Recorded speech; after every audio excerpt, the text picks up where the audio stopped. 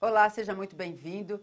Mais um Repensar que se inicia, mais um livro que nós indicamos para você. Com certeza uma boa leitura que traz ensinamentos, traz uma história bastante interessante, importante.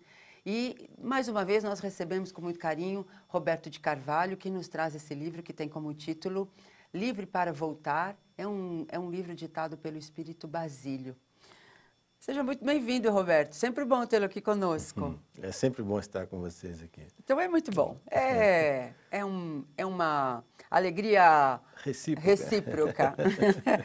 Bom, Roberto, esse é um romance, né? É editado pela Editora Aliança. Sim. Né? O espírito é Basílio. Basílio. E a história de um escravo, é isso, Roberto? Não necessariamente. Não necessariamente. É que ele foi um escravo, é isso? Isso. É assim, o Basílio, ele procura um centro espírita pequeno, inclusive ele deixa bem claro que é um centro espírita pequeno, me parece que de uma cidade do interior. Sim. Onde ele vai fazer uma pesquisa a respeito de um tema interessante, que é o seguinte: até que ponto, vamos dizer assim, o desequilíbrio emocional do médium, trabalhador da casa, até que ponto interfere nos trabalhos espirituais, mediúnicos, né? Nos trabalhos mediúnicos. E lá nesse lugar ele conhece o Ambrósio, né? E justamente o Ambrósio, que é um trabalhador desencarnado, que atua ali há alguns anos, algumas décadas ali naquele centro, eles desenvolvem uma amizade assim, muito interessante, né?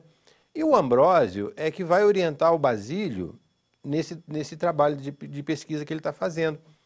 E, ao mesmo tempo, o Ambrósio tem uma história de vida tão interessante que o Basílio aproveita para colocar também na história, no enredo, na obra, pesquisa dele, né? A experiência de vida da última encarnação do Ambrósio.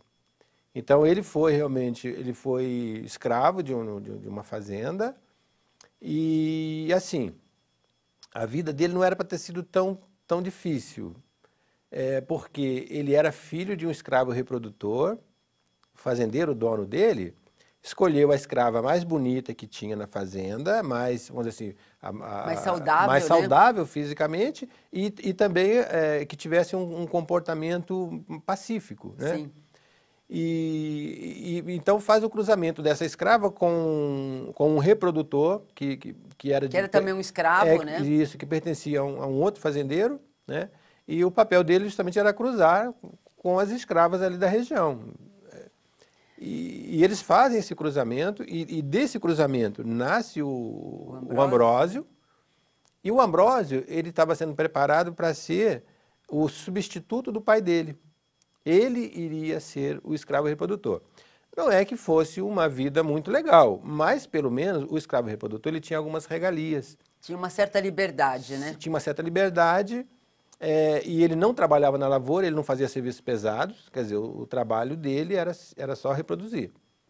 E o Ambrósio estava sendo preparado para substituir o pai, só que na infância, numa brincadeira da infância, ele subindo numa árvore, ele caiu de uma altura relativamente grande, né? E ele cai em cima de umas estacas de madeira. E ali, então, ele tem o corpo todo perfurado, ele fica aleijado, ele fica com, assim, de uma situação que ele não teria mais como substituir o pai como reprodutor.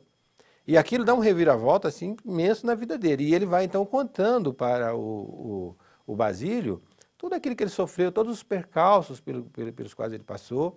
O pai dele se apaixona pela mãe dele, coisa que não podia.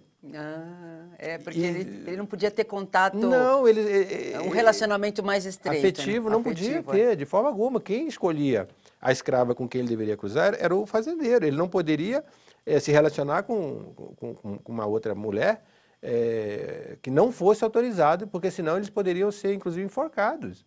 Então tinha algumas regalias, mas tinha também essas regras, né? Rígidas, por sinal.